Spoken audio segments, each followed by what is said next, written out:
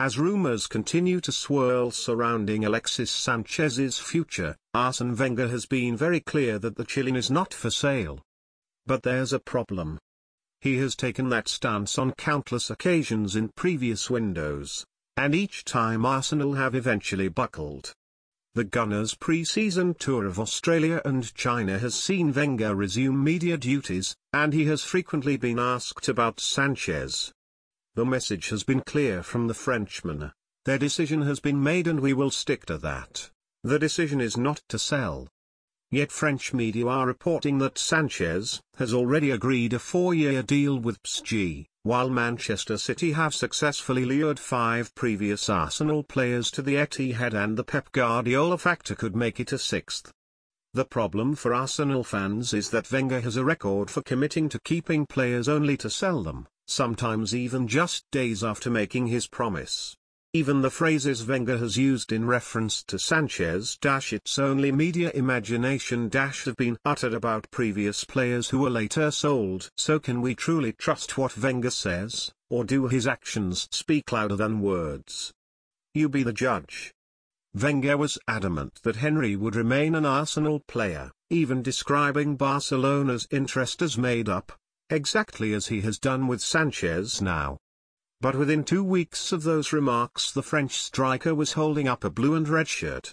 A few days later Eduardo joined from Dinamo Zagreb, but while the Croatian scored 7 league goals in his entire Arsenal career, Henry top scored for Barca in his first season and won the Champions League in his second. Wenger held on to Adebayor after he hit 30 goals in a single season, despite interest from the likes of AC Milan, though an indifferent campaign followed. The French coach was clearly more willing to offload the Togolese forward a year later, and, in this instance, his comments about still having Adebayor in his plans seemed designed to extract maximum value for the striker rather than giving away the fact that he was happy to sell. The summer of 2011 was a miserable one for Wenger.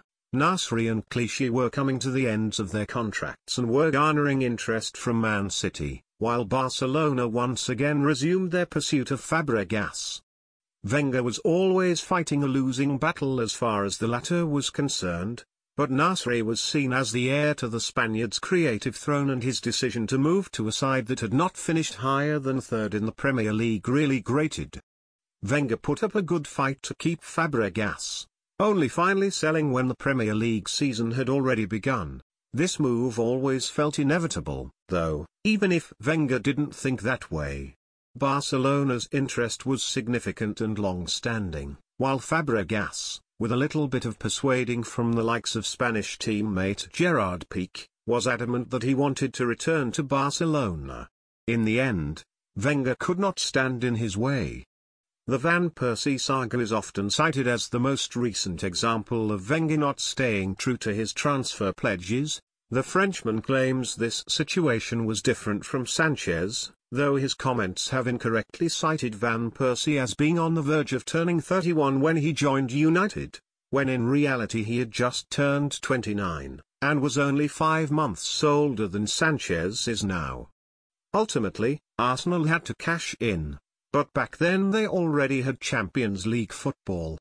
Now, Alexis could be worth more to the Gunners by firing them back to the top 4, even if he leaves for free next summer. The Sanchez deal provides the most hope for Arsenal fans.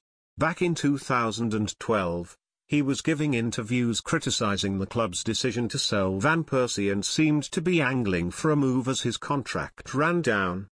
But Wenger said he would not be sold and never changed that stance, even though it saw Arsenal sacrifice a transfer fee as Sanchez moved to Man City on a free transfer 2 years after he had first got itchy feet.